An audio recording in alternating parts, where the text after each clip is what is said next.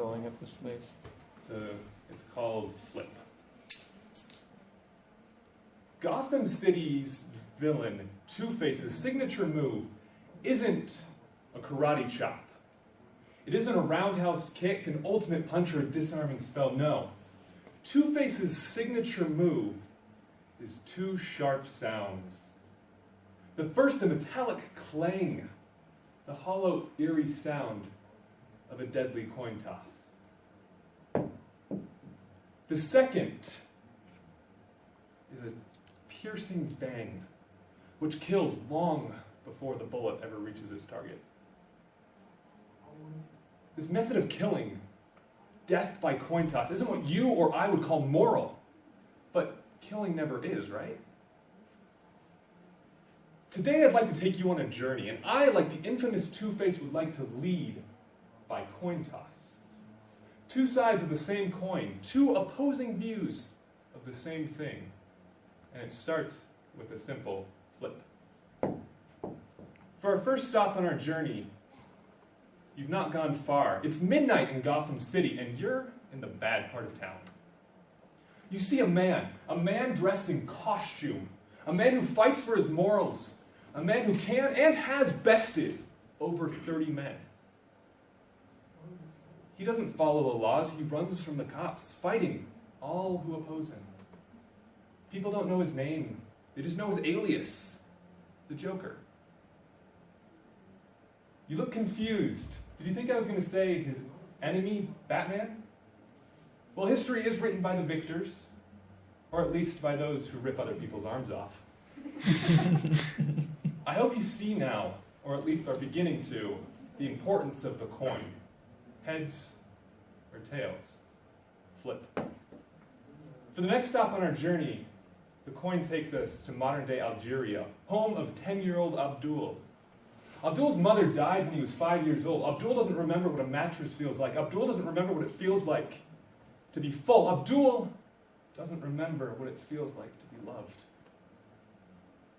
But he does remember how to run. The criminal runs through the city, darting, dashing, cradling his meager meal in his arms. Running from the police who protect the city from 10-year-old criminals like him.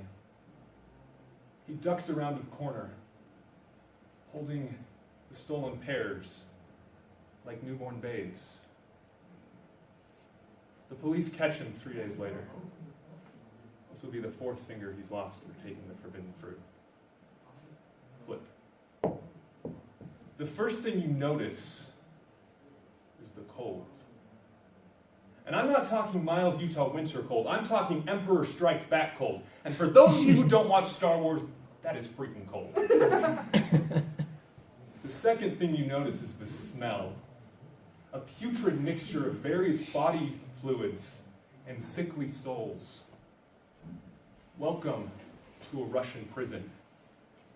This is the place of broken men.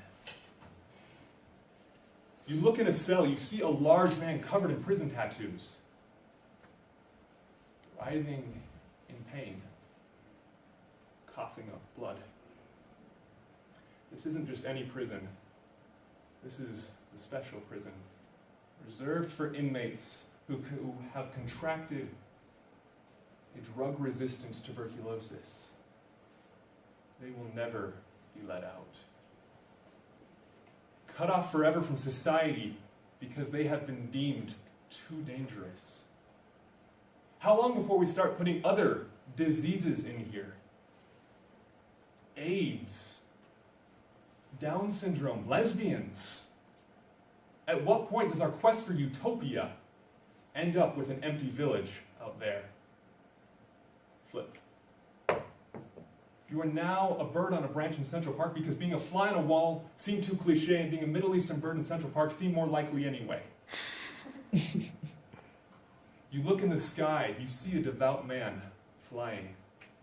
Flying through the valley of infidels. You hear his doubts, and you see him utter his last prayer, knowing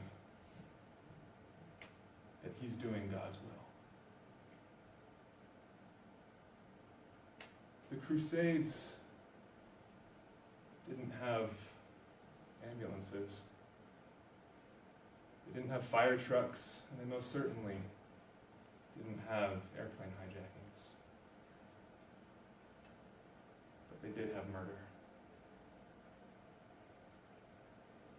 The wizard Gandalf once said, "Many who live deserve death, and some who die deserve life.